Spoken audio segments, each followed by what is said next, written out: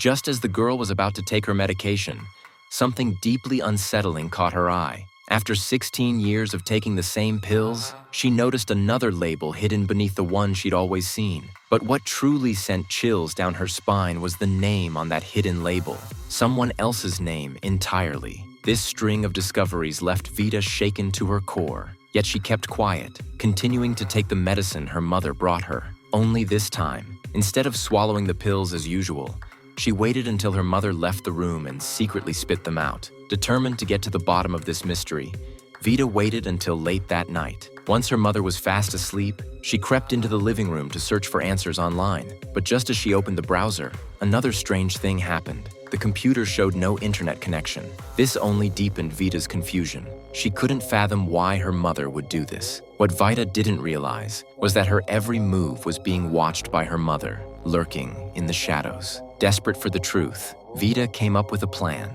At dinner that evening, she casually mentioned wanting to see the latest movie in theaters and asked her mother to take her into town. Her mother agreed without the slightest hesitation. The next day, while her mother was downstairs, Vita quickly gathered all the pills she'd been secretly hoarding. Then, putting on a calm facade, she headed into town with her mother. Once they arrived at the theater, Vita waited for her chance. Midway through the movie, she excused herself to use the restroom and slipped away. She practically ran to the nearest pharmacy, her heart pounding. The pharmacy was crowded with people waiting in line. Using her disability as an excuse to skip ahead, Vita rushed to the counter and pulled out the pills she'd hidden. She urgently asked the pharmacist to identify the green capsules. What exactly were they for? The pharmacist's response hit her like a punch to the gut. These were veterinary pills, lidocaine, also known as a muscle relaxant, typically used to relieve pain in animals' legs. Vita's world came crashing down. Confusion and heartbreak overwhelmed her.